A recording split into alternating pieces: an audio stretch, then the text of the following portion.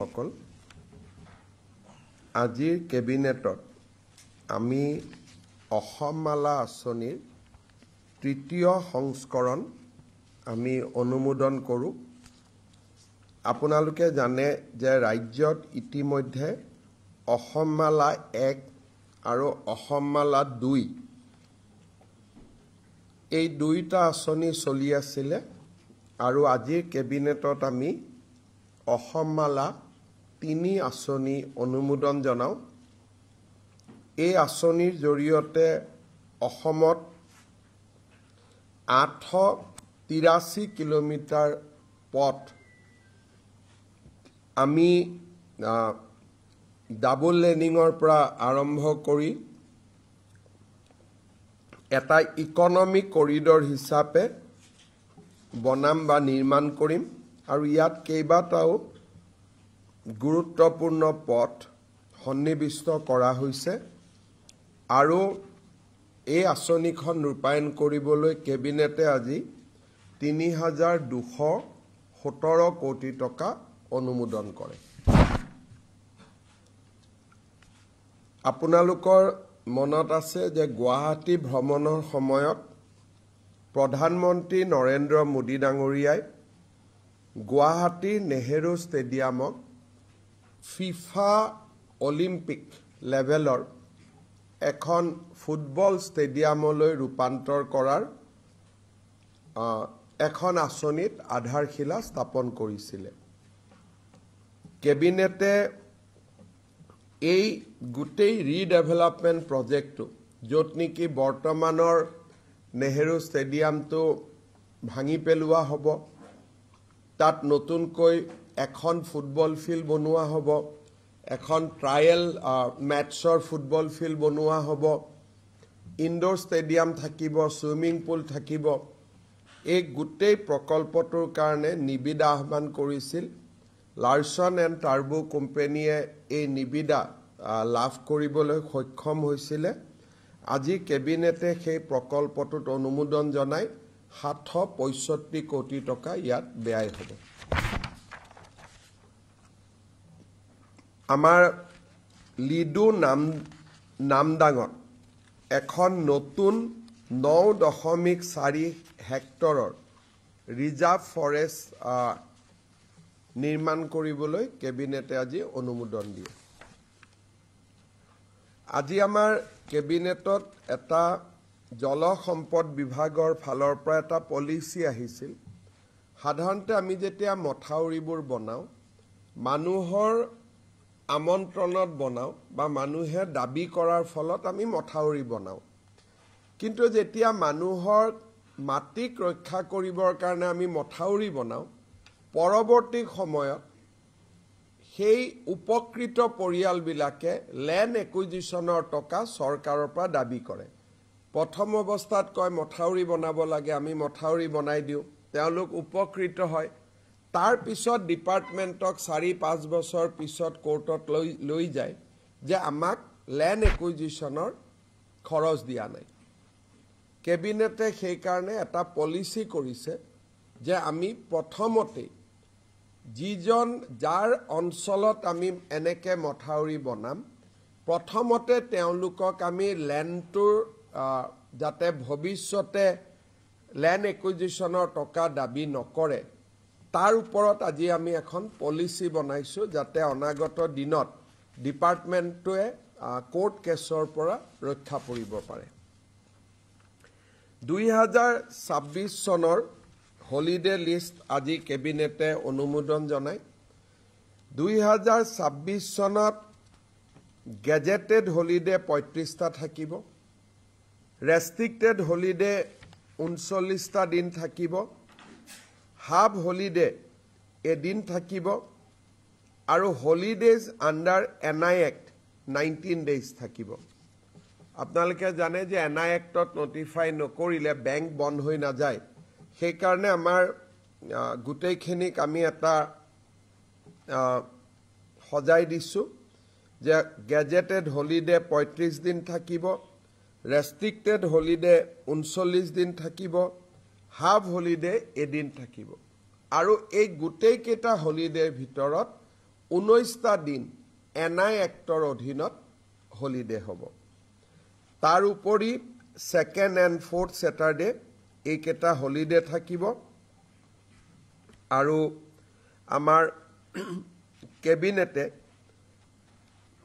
Holiday লিষ্টখনত অনুমোদন জনাইছে। আপোনালোকে নিশ্চয় সেই লিষ্টখন পাই যাব, আপোনালোকে বহল প্ৰচাৰ কৰিব পাৰিব।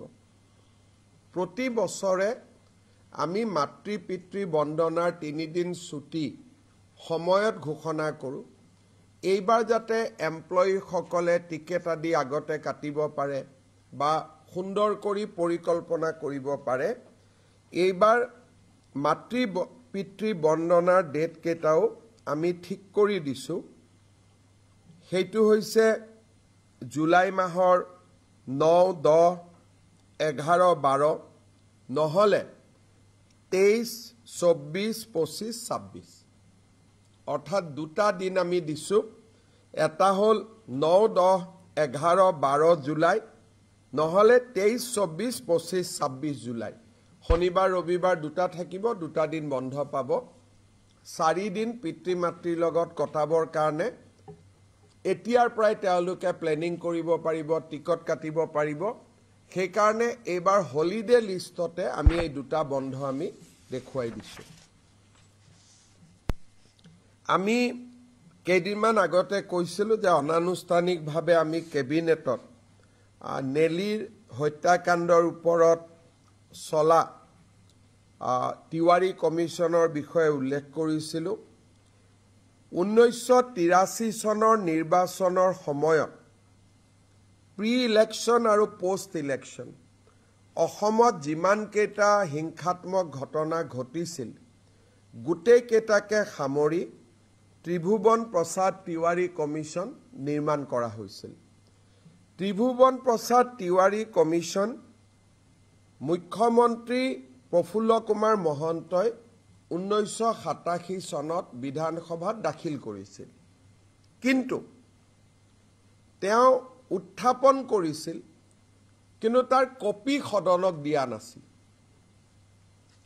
আৰু তেওঁ এটা প্ৰতিশ্ৰুতি দিছিলে যে আমি কেইদিনমানৰ ভিতৰতে ৰিপৰ্টটো প্ৰিণ্ট কৰি আমি কপিবোৰ বিধানসভাত দিম। কিন্তু সেই প্ৰতিশ্ৰুতি পূৰা নহ'ল আৰু সেইকাৰণে তিৱাৰী কমিশ্যনৰ ৰিপৰ্ট এছেম্বলি বা বিধায়ক কাৰো হাততে নাই।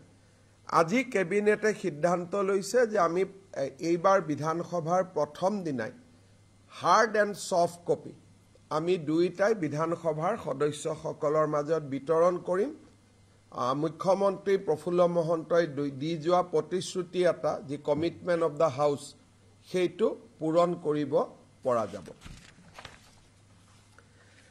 আজি কেবিনেটত আমি অনানুষ্ঠানিকভাৱে আৰু এটা বিষয় আলোচনা কৰিছিলোঁ। আপোনালোকে জানে যে ৰাজ্যিক বিজেপিৰ সভাপতি দিলীপ শইকীয়া ডাঙৰীয়াই 18 নৱেম্বৰৰ দিনটোত জুবিন গাৰ্গৰ উপজা দিনত ৰাজ্যজুৰি বিজেপিৰ সদস্যসকলক আৰু এজিপি, বিপিএফ, ইউপিপিএল সকলোকে ব্যাপক ৰক্তদানত জড়িত কৰিবলৈ আহ্বান জনাইছে, যাতে আমি সকলোৱে ব্লাড ডনেট কৰিব পাৰোঁ।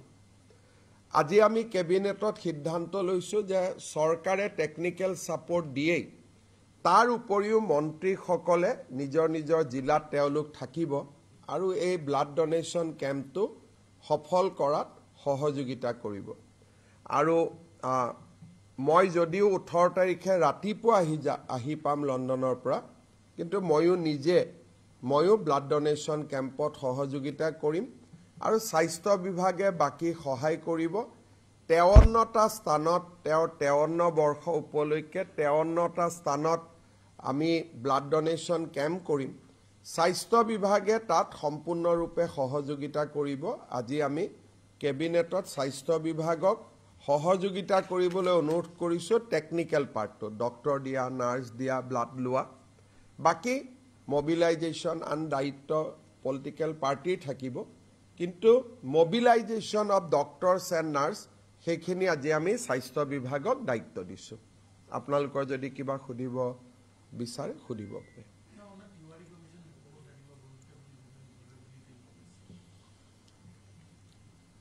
Assam has witnessed unprecedented violence in 1983.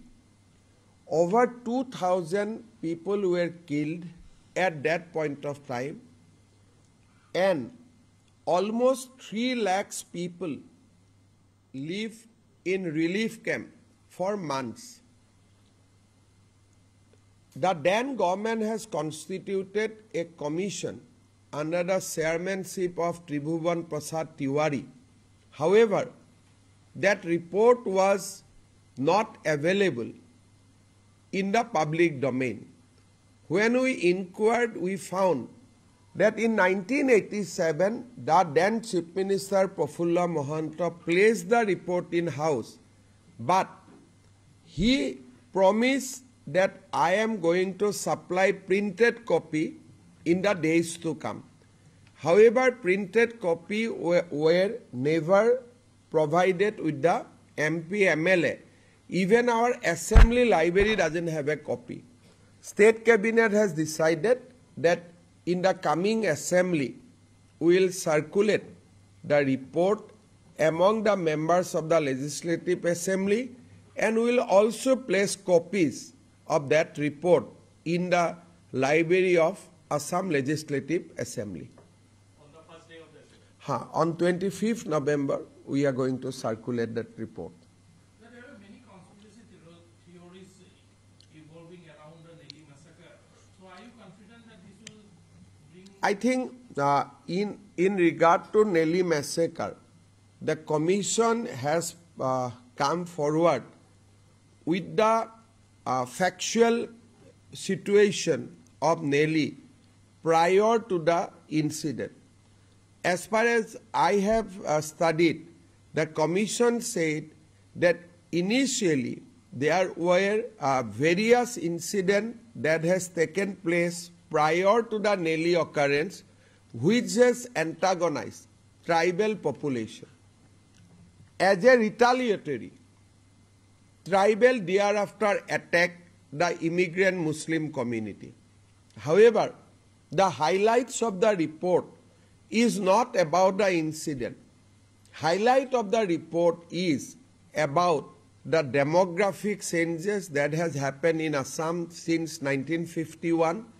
Highlights of the report that how farmland for the local citizen of Assam were coming down in those days, and how Assamese at large were losing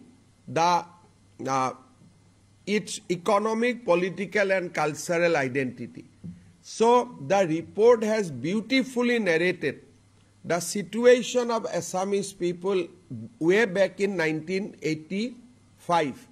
I think that report is still relevant. The report is relevant even today. So that is a part of our history. So we should not keep the history within lock and key. So that is why we decided to publish the report for better understanding of the people at large. Sir, earlier today you told that Gaurav Gogai's wife, Elizabeth Colbert, is a more Pakistani agent than Gaurav Gogoi. I stand by. I stand by my allegation, and that is not an allegation, that is the factual position. She routinely used to visit Pakistan. She used to supply documents to the Pakistan-based citizens. So there are a lot of things which will come in our SIT report. And I don't say anything without factual evidence in my hand.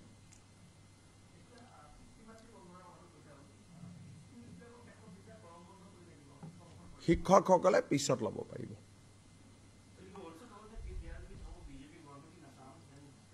খাই পেলাব, হাতীগাঁৱত ৰখিয়ে আছে। অসমত যদি BJP চৰকাৰ নাহে, একেবাৰে ধুহি খহি লৈ যাব, ৰখিয়ে আছে। सर, जिस तरह का आतंकवादी घटना दिल्ली में हुआ है, उसमें मुल्ला, मौलवी, इमाम, डॉक्टर सारे पकड़े जा रहे हैं।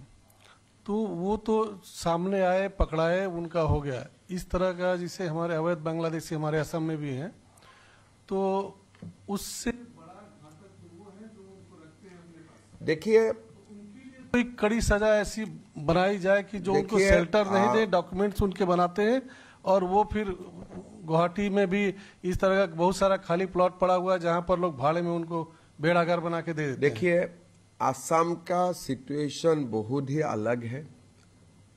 जो पॉपुलेशन का बारे में आप बोल रहा है, ये पॉपुलेशन असम में लगभग 1,30,00,000। तो उनको ऐसा नहीं है दिल्ली में होगा 50,000, 5 लाख, 10 लाख। हमारा यहाँ में तो डिस्ट्रिक्ट में ही वही लोग मेजोरिटी है, हम लोग माइनॉरिटी है। तो यहाँ का जो फाइड है वो अलग फाइड है। वो आप भाड़ा घर में चला जाए, गुवाहाटी में चला जाए, ऐसा सिचुएशन नहीं है। गुवाहाटी का कोई सारे इलाका में खाली वही लोग है और कोई लोग नहीं है। तो इसीलिए हमारा जो चैलेंज आने वाला है अगली 10 साल, वो बहुत ही अलग होगा। ये जो घटना भी देख रहा है वो तो एक अलग किस्म का है। असम में तो वो लोग ड्राइविंग सीट में है, हजारों डॉक्टर्स है, हजारों इंजीनियर्स है, हजारों कॉन्ट्रैक्टर्स है, हजारों जर्नलिस्ट है। तो ये सिचुएशन असम के लिए पूरी अलग है। आप इसका कोई कंपैरिजन नहीं हो सकता है। तो असम के लिए सोचना भी अलग ढंग से पड़ेगा, और हम लोग सोच भी रहा हूं, लेकिन ये फाइट बहुत लंबा फाइट है। वो शेल्टर देते हैं उनको, शेल्टर का मालिक ही वो लोग है असम में।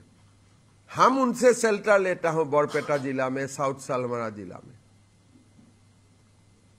असमिया हिंदू लोग जाके उनसे शेल्टर लेते हैं। वो लोग तो मालिक बन के बैठा हुआ है 12-13 जिला में।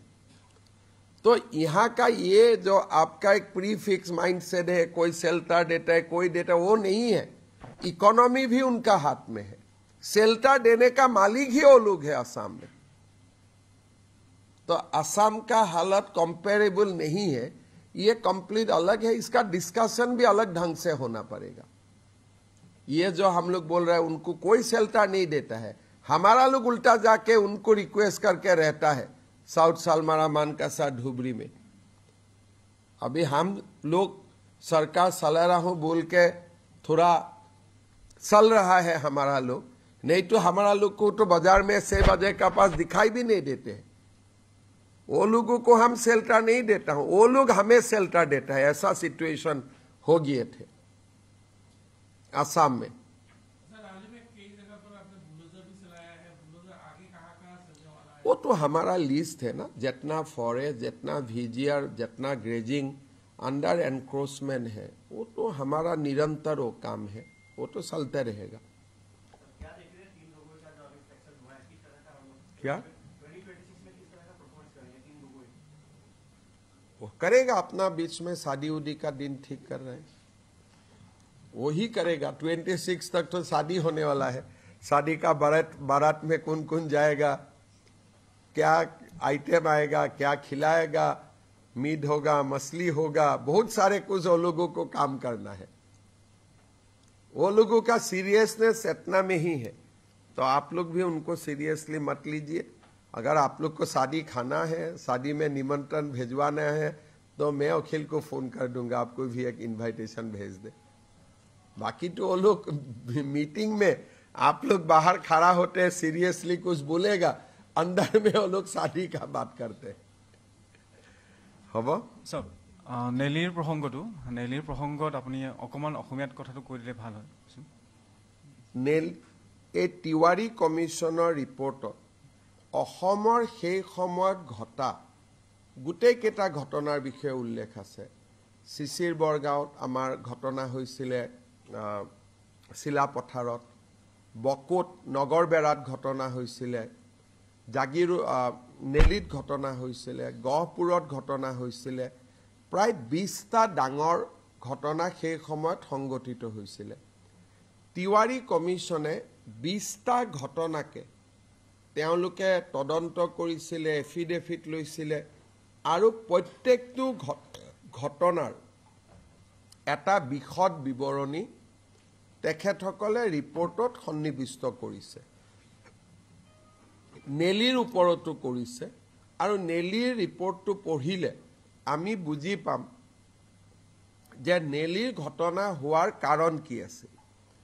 প্ৰথমটো ডাঙৰ কাৰণ তেওঁ লিখিছে যে অসমত কিয় অসমীয়া মানুহ উত্তেজিত হৈছিল, অসমীয়া মানুহে কিয় অশান্ত হৈ আছে, অসমীয়া মানুহে কিয় আন্দোলন কৰিবলগীয়া হ'ল, তাত ডেমোগ্ৰাফিৰ বিষয়ে তেওঁ লিখিছে, বিদেশীৰ বিষয়ে লিখিছে, কেনেকৈ অসমীয়া লোকৰ খেতিৰ মাটি ক্ৰমাগতভাৱে নোহোৱা হৈ গৈছে, ছ'চিঅ' পলিটিকেল কাৰণসমূহ তেওঁ বিশ্লেষণ কৰিছে।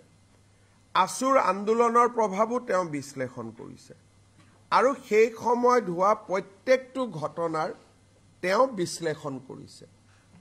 নেলি ঘটনাটো আমি যদি চাওঁ, মানুহে ভাবে যে সংখ্যালঘু লোকক জনজাতীয় লোকসকলে আক্ৰমণ কৰিছিল, কিন্তু এই ঘটনাৰ তেওঁ বেকগ্ৰাউণ্ডলৈকে গৈছে আৰু 7-10 দিন আগৰ পৰাই চলি থকা ঘটনাৰাজিৰ ক্লাইমেক্সহে আছিলে নেলিৰ ঘটনা। এই বিষয়ে তেওঁ উল্লেখ কৰিছে আৰু প্ৰত্যেকটো ঘটনাই উল্লেখ কৰিছে। নেলি, গহপুৰ, আমাৰ বকো, ক'ত পুলিচ যাব পৰা নাছিল, ক'ত OC-এ নোৱাৰিলে, ক'ত ইনফৰমেশ্যন নাছিলে, ক'ত দলং ভাঙি দিয়াৰ কাৰণে নহ'ল। ই এটা 4 মাহৰ এখন জীৱন্ত বুৰঞ্জী, যদিও ইয়াৰ সাক্ষীত আন্দোলনকাৰীসকলে অংশ লোৱা নাছিল। ইয়াত এটা ৰাইডাৰ আছে। ডাঙৰ কথাটো হ'ল যে এই কমিশ্যনখনত মেক্সিমাম সাক্ষী চৰকাৰী সাক্ষী আছিল। আছু বা গণসংগ্ৰাম পৰিষদে তাত সহযোগিতা কৰা নাছিল। গতিকে বহুত ক্ষেত্ৰত ৰিপৰ্টটো ওৱান ছাইডেড যেনো লাগে, বাট ই অসমৰ বুৰঞ্জীৰ এটা অংগ। এই কিতাপখন বা ৰিপৰ্টটো পঢ়িলে অসম বুৰঞ্জীৰ এটা অধ্যায়ৰ ওপৰত আৰু বেছি অধ্যয়ন কৰাৰ ৰাস্তা ওলাব। সেইকাৰণে চৰকাৰে ৰিপৰ্টটো মানিও লোৱা নাই, তাক গ্ৰাহ্যও কৰা নাই, অগ্ৰাহ্যও কৰা নাই। আমি মাত্ৰ ৰিপৰ্টটো সদনত দিম। জুবিন ক্ষেত্ৰৰ কথা এটা সুধোঁ, যিহেতু আহি আছে জন্মদিন আৰু সেইটোকে কিছুমান বিতৰ্ক আৰম্ভ হৈছে। মন্ত্ৰী অশোক সিংহল ডাঙৰ ইয়াতে আছে, তেওঁৰ নাম সাঙুৰ খাই আপোনালোকে তেওঁক কিয় জড়িত কৰিছে? মই প্ৰশ্নটো ছাৰ এইটো কথা কৰিব খুজিছে যে যিমান পৰিসৰত তেওঁৰ হেৰি হ'ব খুজিছে ক্ষেত্ৰত ইয়াক বিস্তৃত কৰাৰ কিবা পৰিকল্পনা আছে নেকি? ভূপেন হাজৰিকাৰ পৰিসৰতকৈ ডাঙৰ নহয়। ভূপেন হাজৰিকাৰ পৰিসৰটো খুব ঠেক হোৱা বুলি মানে ভাৰত ৰত্ন গৰাকীতকৈ আমি ওপৰত যদি যাওঁ, পিছত সমাজে আমাক সমালোচনা কৰিব। আৰু ইয়াৰ লগত গতিকে মই এইটোৱে ক'লো যে ভূপেন হাজৰিকা, জুবিন গাৰ্গ দুয়োজনকে আমি সমানে ৰাখিব লাগিব, কোনো বেছি নহয়, কোনো কম নহয়। পৰিসৰ বৃদ্ধি মই ক'লো নাই, আপোনাৰ প্ৰশ্নকেইটাই ভূপেন হাজৰিকাক অৱনমিত কৰিব। গতিকে ভাৰত ৰত্ন ভূপেন হাজৰিকাৰ প্ৰতি যি কথাই অপমান আনিব, সেই কথা আমি সংবাদ মেলত আলোচনা নকৰা ভাল। ঠিক আছে, মই সেই প্ৰসংগটো আধা হ'ল মোৰ প্ৰশ্নটো। প্ৰশ্নটো এনেকুৱা আছিল যে যিখিনি জুবিন ক্ষেত্ৰৰ কাৰণে পৰিসৰ দিয়া হৈছে, তাৰ লগত সাঙুৰ খোৱা এনেধৰণৰ কথা, বিভিন্ন কথা চৰ্চা চলিল যে কাৰোবাৰ মাটি আছে, মাটি নাই, এনেধৰণৰ কথা। মই কথাটো কৈছোঁ যে যিটো পৰিসৰ ধাৰ্য কৰা হৈছে, সেই সীমাৰ সমীপত অশোক সিংহল সমীপলৈকে কিয় যাব লাগে? মই 4 সীমাৰ বাহিৰত আপোনাৰ যিটো প্ৰশ্ন, এই প্ৰশ্নটো ভাল লগা প্ৰশ্ন নহয়। কালি আপুনি ক'ব দিচাং ৰিচৰ্টলৈকেও যাওক। আপোনাৰ প্ৰশ্নটোৱেই খুব টেষ্টফুল প্ৰশ্ন নহয়। ভূপেন হাজৰিকাৰ সমাধিত 6.5 বিঘা মাটি আছে, জুবিন গাৰ্গৰ সমাধিত আমি 10 বিঘা মাটি দিয়া আছে। আৰু তাৰ কাৰণে আমি ইতিমধ্যে কৈছোঁ যে অসমৰ দুগৰাকী হিয়াৰ আমঠু, ভূপেন দা, জুবিন, দুইজনকে আমি এটা পৰ্যায়ত ৰাখিম। আৰু বৰঞ্চ সময়ৰ লগত খাপ খুৱাই জুবিন গাৰ্গৰ সমাধিত আমি বেছি মাটি দিছোঁ। এতিয়া আপোনালোকে যদি মোক কয় যে সোঁফালেও যাওক, বাওঁফালেও যাওক, ওপৰলৈকে যাওক, তেনেকেতো নহ'ব নহয়, নে তেনেকৈ হ'ব পাৰে? তেতিয়া ভূপেন হাজৰিকা সৰু হৈ গৈ থাকিব। পৰিসৰটো বৃদ্ধিৰ দাবী এটা আছে নহয়, দাবীটো থাকিব, কিন্তু এক হাতত আমি ভূপেন হাজৰিকাক লৈ চলিব লাগিব, এক হাতত জুবিন গাৰ্গক লৈ চলিব লাগিব। কাৰণ দুইজনে আমাৰ সংস্কৃতিৰ, আপুনি ভূপেন হাজৰিকাৰ কাৰণে কিয় দাবী কৰা নাই? নিশ্চয় এইটো কৰা নাই ন, মই শিকাই দিয়াৰ পিছতহে কৰিছে। গতিকে প্ৰশ্নটো আপুনি কওক যে ভূপেন হাজৰিকাকো 100 বিঘা দিয়ক। আৰু এটা কথা মনত ৰাখিব যে আজিৰ প্ৰজন্মই যদি কিবা ভুল কৰি থৈ যায়, ভৱিষ্যত প্ৰজন্মই আমাক ক্ষমা নকৰিব। গতিকে মই একদম ক্লিয়াৰলি প্ৰথম দিনাৰ পৰাই কৈ আছো যে ভূপেন হাজৰিকা, জুবিন গাৰ্গক দুইজনকে সমানে মানে সমমৰ্যাদাৰে, কিন্তু পৰিৱৰ্তিত পৰিস্থিতিত আমি বেছিকৈ মাতি দিছো। এতিয়া আপোনালোকে ক'ব সোঁফালে যাওক, বাওঁফালে যাওক, ওপৰত যাওক, এনেকেতো নহ'ব। তেতিয়াহ'লেতো আমি মানুহজনক বিতৰ্কত ঠেলি দিয়া হ'ব। আপোনালোকে জুবিন গাৰ্গৰ লগত অশোক সিংঘালৰ লৈ আনিলে, অশোক সিংঘালৰ মাটি আছে, অশোক সিংঘালৰ ইছ্যু উলিয়াওক, তাত জুবিনৰ নামটো কিয় ইউজ কৰিব লাগে? তাৰমানে আপোনালোকে যেনে তেনে জুবিনক বিতৰ্কত ৰাখিব খোজে। বিতৰ্কটো অশোক সিংঘালৰ বিতৰ্ক হ'ব লাগে, তাত জুবিনক কিয় সাঙুৰি ল'ব লাগে? তেনেকে ক'লেতো তাত জয়ন্ত বৰুৱাৰো মাটি আছিল ট্ৰাইবেল বেল্ট এণ্ড ব্লকত। সেইটোতো নিউজত আপোনালোকে কৰা নাই। ৰুবি বৰুৱাৰ নামত মাটি আছিল, সেইটো কিয় কৰা নাই? অশোক সিংঘালক বেয়া পাই তাক ডাইৰেক্ট মাৰক, তাৰ কাৰণে জুবিনক কিয় আনিব লাগে? জুবিনক বিতৰ্কত নানিব। অলৰেডি বহুতখিনি কৰি পেলাই আমি বহুত আননেচেচাৰী, চাউল নালাগে, দালি নালাগে, জুবিন ক্ষেত্ৰখনত আমি বহুত বিতৰ্ক কৰিছোঁ। আৰু নকৰিব, শান্তিত থাকিব দিয়ক, তাক ৰেষ্ট ল'ব দিয়ক। আপোনালোকৰ স্বাৰ্থ কি আছে মই নাজানো। এনেকুৱা কৰিলে যে জুবিন ক্ষেত্ৰত গৈ মদু খাব পাৰে, তেনেকৈ এখন সমাজ চলিব নেকি? সমাজ এখন তেনেকৈ চলে নেকি? সাহস আছে ডাইৰেক্ট কওক অশোক সিংঘালৰ মাটি খেদি দিব লাগে, তাত জুবিনৰ নামটো কিয় আনে? পিছফালেতো ডন বস্কোৰো মাটি আছে, কওক যে ডন বস্কোক খেদি দিব লাগে, কওক। কিন্তু জুবিনক কিয় বিতৰ্কত আনে? ল'ৰাটোক কি শান্তিত থাকিব নিদিব নেকি আপোনালোকে? মৃত্যুৰ পিছতো তাক কি ৰাজনীতিতে ৰাখি থব? ছাৰ, কংগ্ৰেছ চৰকাৰৰ দিনত আপুনি কোন পেপাৰৰ পৰা আহিছে? মই NKTV+। কিয় কেনে কৰি আছে এই প্ৰশ্নবিলাক? কেবিনেটৰ মই ব্ৰিফিং কৰিছোঁ, আপুনি ক'ৰ পৰা? NKTV মানে এইটো ক'ব গ'লে এতিয়া মোৰ মুখখন খুলিব, মই তেতিয়া আপোনাৰ টিভিৰ মালিকৰ ওপৰত ক'ব লাগিব, তেতিয়া মই সেই ওপৰত যাব লাগিব। মোৰ প্ৰশ্নটো ছাৰ, একো প্ৰশ্ন নাই ভাই, যাৰ হাত নিজে লেতেৰা হৈ আছে আৰু মোক কি প্ৰশ্ন কৰিব? ইমান এটা থাককচোন। বাৰে বাৰে জুবিনক কিয় শান্তিত থাকিব নিদিয়ে? কি কৰিছে বেচাৰে? আপোনালোকক কি কষ্ট দিছে? জুবিনৰ নামটো লৈ আপোনালোকে বিজেপিৰ গভৰ্ণমেণ্টখন ভাঙি দিব খোজে। এই কামটোত কিয় লাগি আছে? শান্তিত থাকিব দিয়কচোন ল'ৰাজনক, শান্তিত থাকিব দিয়ক। সি আমাৰ হিয়াৰ আমঠু হয়। অসমীয়া জাতি ইমান তলত যাব নোৱাৰেতো যে তাত যাব দিয়ক, মদ খাব দিয়ক, অমুক খাব দিয়ক, ইমান তলত যাব নোৱাৰে। সেইকাৰণে আমি তেজেৰে জুবিনক আমি সন্মান জনাব খুজিছোঁ। 18 তাৰিখে মই নিজেও ব্লাড দিম, যে জুবিনৰ সন্মান তেজেৰে আমি দিম। আপোনালোকে ক'ত লৈ গৈ আছে? অশোক সিংঘালক বেয়া পাই ধৰি মাৰক 2 লাঠি, কোনো আপত্তি নাই। তাত জুবিনক কিয় ব্যৱহাৰ কৰিব লাগে? ক'ৰ মাটি কাৰ? আপোনাৰ মালিকৰ ক'ত মাটি আছে চাব গৈছো নেকি আমি? গোটেই এতিয়া গ'লে কথাটো NKTV মানে কাৰ টিভি এইটো? হা, এতিয়া নিপনৰ ক'ত মাটি আছে চাব গৈছো নেকি আমি? গোটেই কিয় কয় ইলেক্ট্ৰিচিটি বৰ্ডত তেতিয়া গৈ চাব লাগিব? কিয় এইবিলাক কৰি থাকে ভাই? মোক নকৰিব, মই ভাল নাপাওঁ। মই বৰা চিধা চাধা মানুহ, মই যি কওঁ মুখত কৈ দিম। 2টা টিভি একেলগে বনাইছিলে, ৰাতিৰ ভিতৰতে 2টা কাজিয়া লাগি গ'ল, 2খন টিভি হৈ গ'ল, এতিয়া গোটেইখনত যাব লাগিব মই। কথা এইবিলাক কৈ থাকে। ইমান ধুনীয়া নেলিৰ প্ৰশ্ন আহি আছে, ক'ৰ আহি আছে, ক'ত লৈ গুচি যায়?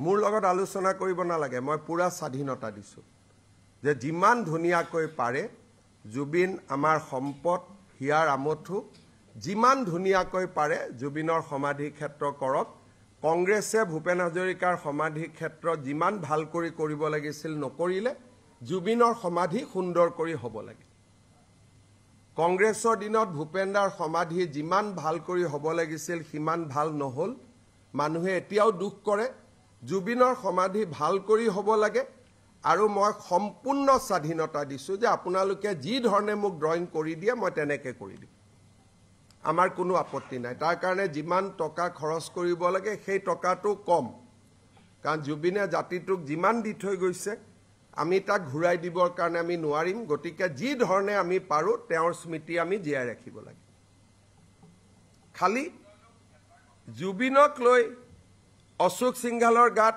কাৰ মাৰিব নালাগে সিধা কাৰ মাৰিব লাগে ভাল মানুহ নহয় মাটি গুচাই দিয়ক কোনো কথা নাই সেই নামটো কিয় ব্যৱহাৰ কৰিব লাগে হয় নহয় বেয়াটো আপোনাৰ টাৰ্গেটটো জুবিনক ভাল পোৱা নহয়তো আপোনাৰ টাৰ্গেটটো হ'ল অশোক সিংঘালক বেয়া পোৱা দুটা ইছ্যু ডিফাৰেন্স কৰক হ'ব জুবিনক বেয়া পায় জুবিনৰ নামত মোক মাৰক জুবিনৰ নামত তাক মাৰক জুবিনৰ নামত তাক মাৰক জুবিন আমাৰ সবচে ভাল বন্ধু আছিল জুবিনৰ লগত মোৰ সম্পৰ্ক সবচে ভাল আছিল আৰু জুবিনে নিজে কৈ গৈছে যে হিমন্ত দাৰ দৰে মুখ্যমন্ত্ৰী আমাক লাগে বুলি সেই কথা বেলেগৰ কাৰণে কৈ যোৱা নাই গতিকে আপোনালোকে জুবিনক কিয় ব্যৱহাৰ কৰি থাকে মই সেইটোৱে কালি কংগ্ৰেছৰ প্ৰেচিডেণ্টে ৰাতি কৈছে ভোট দিয়ক লগত লিখিছে জয় জুবিন দা আৰে জুবিন তাৰমানে কি ২৬ৰ নিৰ্বাচনত এনেকৈ জুবিনক আমি বিতৰ্কত লৈ আহিম নিপেনক ক'ব মই ভাল পোৱা নাই বুলি তো